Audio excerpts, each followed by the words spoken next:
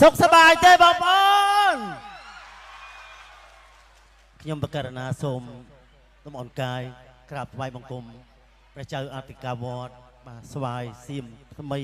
ជាទីសក្ការៈសូមអនុញ្ញាតគោរពព្រះអង្គប្រធេរាធិរៈគ្រប់ព្រះអង្គជាទីគោរពនិងជាទីសក្ការៈសូមជម្រាបសួរពុកម៉ែបងប្អូនទាំងអស់គ្នាអរគុណច្រើន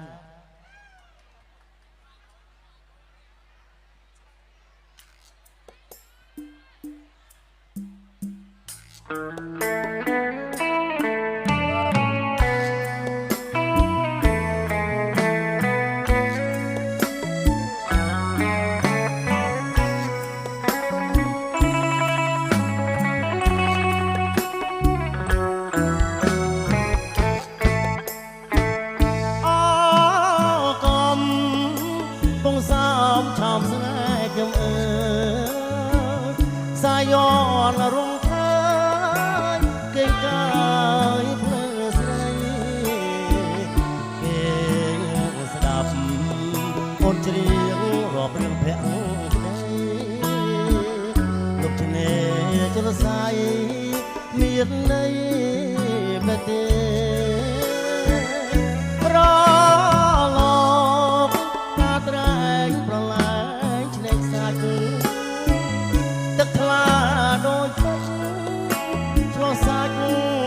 មាសមេថ្ងៃបាំងពពករលករំរេពីរួងប្រទេសបើបំ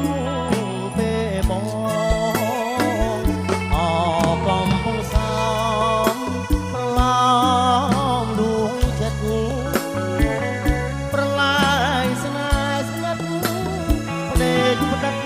នកប្រងប្រឡងបោ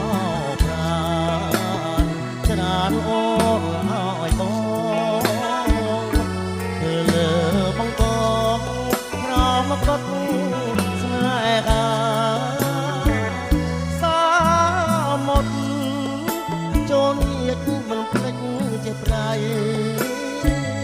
សូមឲ្យស្រីស្រីដូចចូល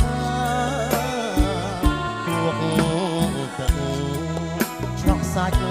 ដាច់ស្នាមស្នេហាតែដួងចិនដា